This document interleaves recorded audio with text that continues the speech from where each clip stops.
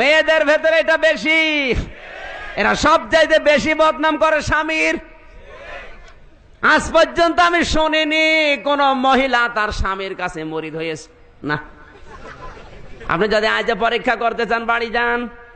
এখন যদি বলেন আমির হামজা আমাকে খেলাফতি দিয়েছে, আমি বড় আল্লাহর ওলি, তুমি আমার কাছে মুরিদ হও, আপনার বউ বলবে তুমি যে কয় নাম্বার আমি জানি, শয়তানের কাছে মুরিদ হব, তাও তোমার কাছে না।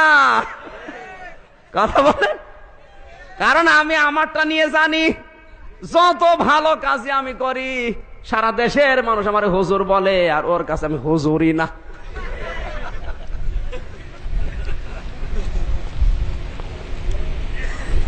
মেয়েদের অভ্যাস এইটা। জাহান্নামে যাওয়ার যতগুলো কারণ, তার এক নম্বরে স্বামীর সমালোচনা, বদনাম করা।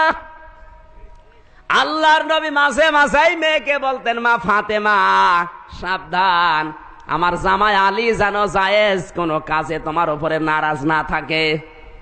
যদি আমার জামাই তোমার উপরে নারাজ হয়ে যায় জায়েজ কোন কাজে, আর যদি তুমি মাফ চেয়ে নিতে না পারো, আমি নবী বলছি তোমার বাবা হয়েও তোমার জানাজার নামাজ আমি আসবো না। আমার মনে হয় এরকম বাবা যদি আজ ঘরে ঘরে থাকতো, মেয়েগুলো আজ অনেক সংশোধন হয়ে যেত।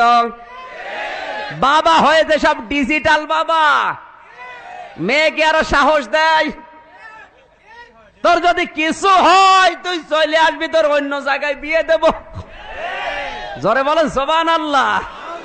তোমার মেয়ে বিয়ে দিবা কয় জায়গায়? নবীজি পারতেন না যে স্বামী তোমার সাথে আচরণ খারাপ করেছে, চলে আসো অন্য জায়গায় বিয়ে দেব? পারতেন না।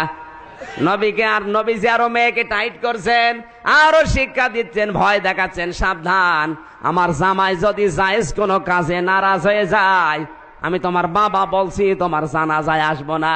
এইরকম মেয়ে কোনোদিন জামাইয়ের অবাধ্য হবে? জোরে বলেন হবে? আর স্বামীর অবাধ্য স্ত্রী বাংলাদেশে আছে না নেই? কার কার আছে হাত তোলেন তো। কই একজনও নেই, ভয়ে হাত তুলছেন অনেকে। ওই যে একজন হাত তুলেছে, এই এদিকে আসেন, আসেন। ও তো বিয়ে করেনি মনে হচ্ছে। বিয়ে করলে হাত তোলে, আমি হাত তুলতে সাহস পাচ্ছি না। অবাধ্য বাংলাদেশে আছে না রে বলেন তো? 100 জনের 98টা। আর এগুলো দেখে দেখে মজা মারছে ভারতের এই চ্যানেলগুলো।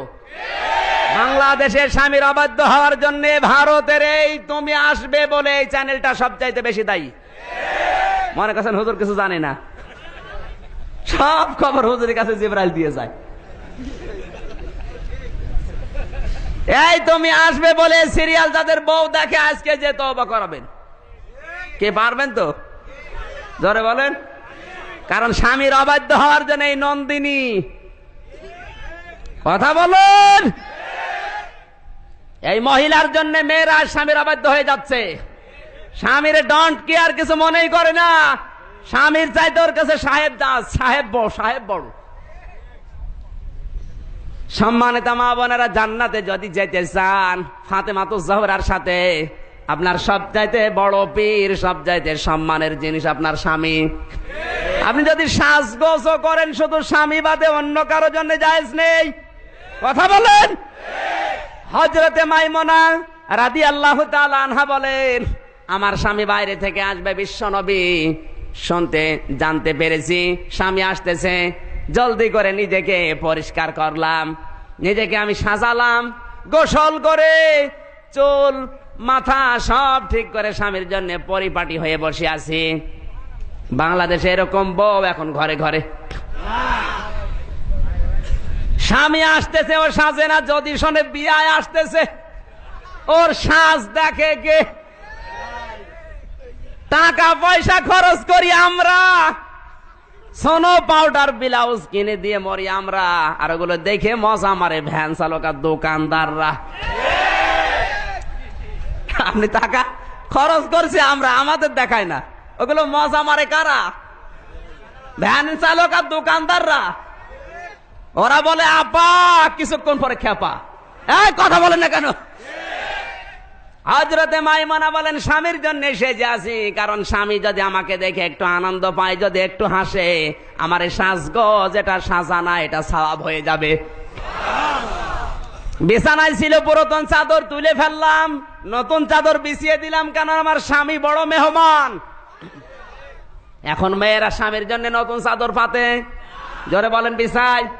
যদি শোনে বিয়ায় আসতেছে, নতুন চাদর কেন, নিজের শাড়ি পেড়ে দেবে। যদি জিজ্ঞাসা করেন আজকে নতুন শাড়ি নতুন চাদর বিছাও কেন, কে আসবে, বলে তুমি জানো না মানুষ আসবে। তা আমি কি মানুষ না? ওর কাছে আমি মানুষই না।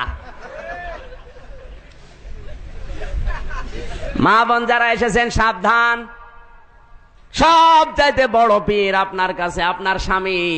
ও স্বামী বাইরে থেকে যেগুলো জেনে আসবে, মসজিদ থেকে, মাদ্রাসা থেকে, দিনের মাহফিল থেকে, ওইগুলো আপনাকে শোনাবে, আপনি বড় আলেমা হয়ে যাবেন। কোন পীরের কাছে আপনার মুরিদ হওয়ার দরকার নেই, আপনি মুরিদ হবেন আপনার স্বামীর কাছে। কথা বলেন ঠিক কিনা? বিশ্ব নবী বলেন, কোন স্বামী যদি স্ত্রীকে বলে আমি তোমার উপরে খুশি, আমার আল্লাহ বলেন আমি নিজেও খুশি হয়ে যাই। মরণের পরে লাশ দেখে কোন স্বামী যদি মন থেকে বলতে পারে না আমার স্ত্রী কিন্তু আমার মন মতোই ছিল, আমার কাছে ভালোই ছিল, আমার আল্লাহ বলেন আমিও ভালো বলে তাকে মাফ করে দেব। মন থেকে বলতে পারবেন আপনার বউ আপনার কাছে ভালো? পারবেন? এখানে বলছেন ভয়ে, মন থেকে বলেন তো। এই জায়গায় ভেজাল আছে। আমার ভাইয়ের আমি শিক্ষা দিচ্ছিলাম, এই সমালোচনা মেয়েদের ভেতরে সবচাইতে বেশি। এরা স্বামীর বদনাম একেবারে এক নম্বরে। এক জায়গায় 2-3 জন হলেই দেখবেন গীবত শুরু হয়ে গেছে। আপনি যদি পরীক্ষা করতেছেন, এখন মহিলা প্যান্ডেলে যান, যান, ওরা ওয়াজ আর শুনছে কয় ঘন্টা, স্বামীর বদনামি চলছে 2.5 ঘন্টা। ধরে বলেন, মনে করছেন হুজুর জানে না, কোরআন শরীফ আল্লাহ সব দিয়েছে। মা বোনদেরকে বলছি এই অভ্যাসটা পাল্টাতে হবে, যাদের আছে, সবার নেই, যাদের আছে এই অভ্যাসটা পাল্টাবেন। স্বামীর বদনাম করে কখনো জান্নাতে না। সমালোচনা করতে হলে তার ভেতরে যেন কোনো দোষ থাকে, যখন আনন্দ ঘন মুহূর্ত ওই সময় তাকে বলবেন। সে কাজ কারবার করে মিল থেকে রোদে পুড়ে এসে 8 ঘন্টা ডিউটি করে বাড়ি এসেছে, আর ওনার যত সব একেবারে 180 মাইল বেগে চলতেছে। ও লাঠি দিয়ে মারবে না গরম আর লাঠি দিয়ে মারবে। সমালোচনা আজ বেশি হচ্ছে আলেমদের। হুজুর একটু যদি জোরে যায় বলবে দাওয়াত পেয়েছে, আর যদি আসতে যায় বলবে কি খাওয়া খেয়েছে। ও করবে কি? কোন কায়দায় শান্তি নেই আমাদের।